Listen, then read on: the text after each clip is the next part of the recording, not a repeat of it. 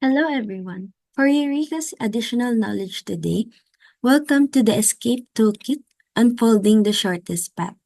We'll be sharing with you a fundamental mathematical concept in graph theory called the shortest path. It aims to solve problems on minimization or optimization by determining the sequence of vertices that create the shortest path, or the minimum weight of edges, which I will be teaching you later as we go on with this lecture. So what are the importance of this lecture? So the shortest path in our reality manifests through the little things we use every day, like the Google Maps or GPS, our network system, and the way we connect with each other through the internet. So the shortest path determines how fast we can connect with each other, how we can go from one place to another.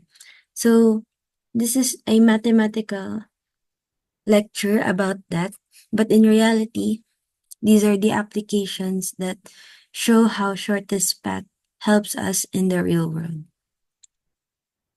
So for some concepts that we will be tackling for this lecture, a brief recap only. So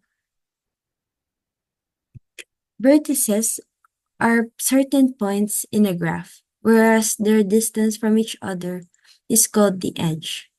These edges are typically associated with weights that represents distance, time, or cost. So when vertices are connected by edges, a graph is created.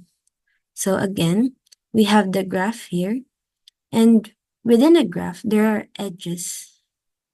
The lines here are called the edges, and the points that connect them together are called the vertices or vertex.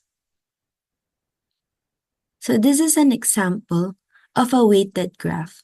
So kanina wala namang numbers yung mga graph na makikita natin. Pero here we can see that they have numbers representing each edges and letters representing each vertices. So here makikita natin ano bang purpose ng mga numbers dito. This is what we call the weight, or in application, the weight represents the cost or distance. So here, ito yung weight, and yung mga letters, they represent the vertices that connect the edges with each other. So for an overview about what is the main algorithm that we'll be discussing here today is the Dijkstra's algorithm. So Dijkstra's algorithm is all about having a source vertex coming from a single node. So what do you mean by that? Ibig sabihin, when we compute the shortest path later, mag-uumpisa lang tayo sa isang vertex or what we call the single node.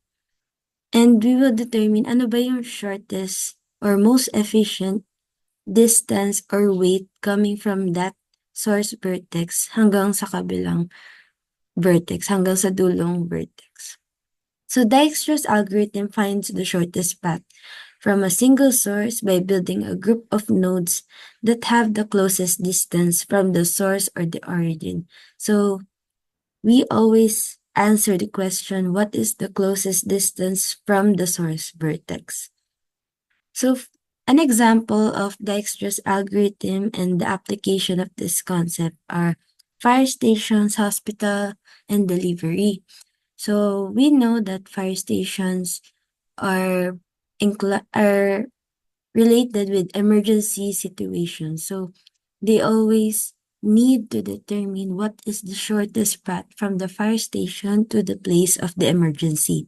As well as with hospital, of course, if may health emergencies, the ambulance will determine what is the shortest path from the place of the emergency up to the nearest hospital.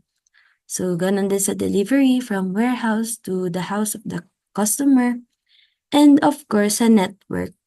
This is a different example kasi network is also an example of this algorithm. Because in network, so imagine nyo yung cables, yan yung edges ng network natin na nagko-connect sa atin sa isa't isa.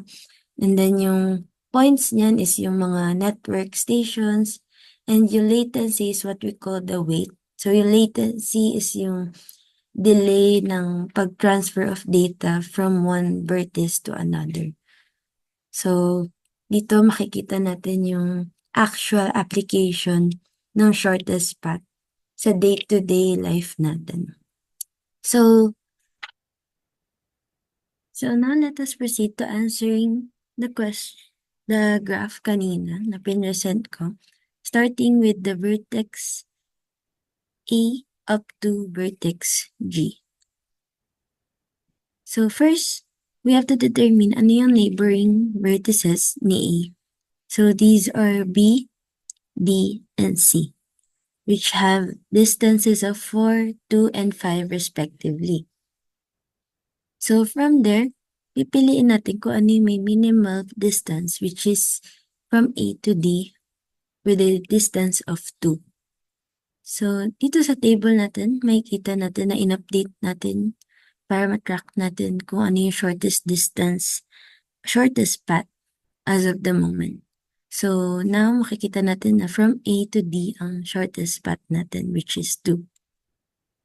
So from D, let's visit the neighboring vertices naman ni D na hindi pa natin na-visit. Kasi nga si A pa lang na-visit natin at this point.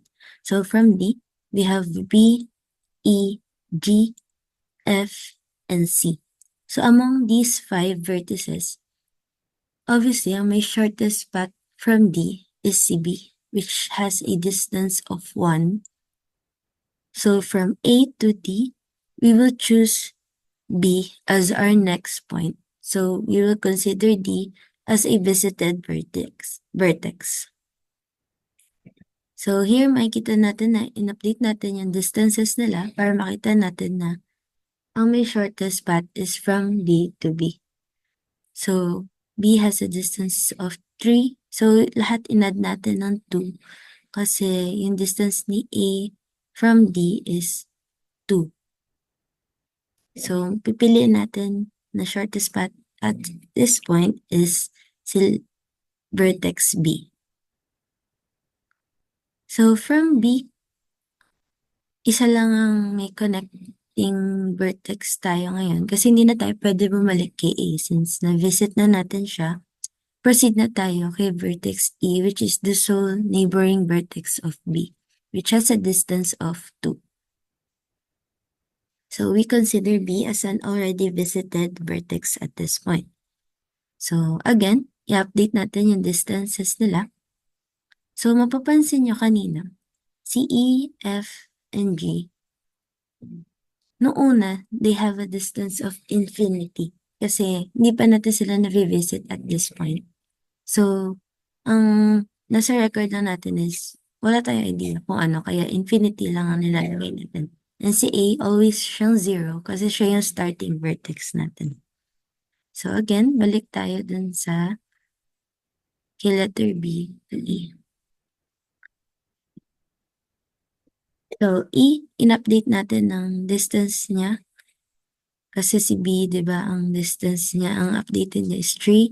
So inad natin yun sa distance ni B from B to E, which is 2. So 3 plus 2, we have 5, which remains our shortest distance kasi nga isa lang yung neighboring vertex ni B. So talagang siya lang yung magiging shortest path natin at this point. So from E, let's see kung sino yung mga neighboring vertex niya ngayon. So makikita natin na nakakonect si E kay D and kay G. But again, D was already a visited vertex. Ayan, nakalagay dito na na-visit na natin siya, nadaanan na natin siya. So from E, the only path na mapupuntahan natin is mag-proceed na kay G, which has a distance of 10. So we consider E now a visited vertex. So again, i-update naman natin ngayon si G. So kanina, 'di ba, ang updated distance ni E is 5. So, dahil from E to G naman tayo, i-update naman natin si G. 5 plus 10, 15. So, again, nasa dulong vertex na tayo. So, at this point, ang shortest distance natin from A to D, may distance tayo na 2. And from D to B, nagka-distance tayo na 3. Nadagdagan tayo ng 1. So, from A to B, we have a distance of 3. And from B naman to E, we have a distance of 2.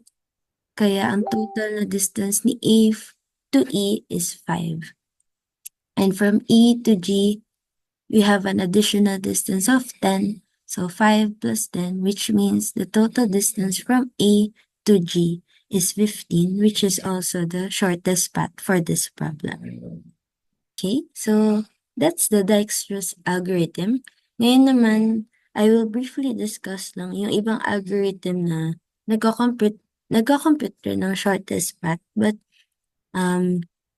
we will be showing more examples sa page namin for this, but mostly we will be computing only using the Dijkstra's algorithm.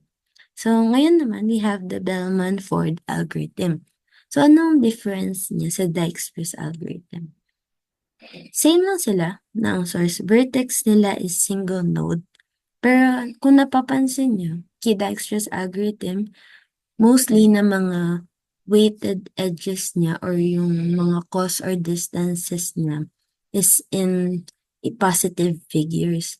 Kay Bellman-Ford algorithm, nagko-consider siya ng mga negative figures. So, mainly gagamitin mo siya if may mga weighted edges ka na negative yung figures. So, it can be used on both weighted and unweighted graphs. So again, ang pinagkaiba niya kay Dijkstra's algorithm mainly is some weighted edges niya are negative, may negative figures. Next naman, we have Floyd-Warshall algorithm. So ano naman pinagkaiba ni Floyd-Warshall sa ibang algorithm kanina?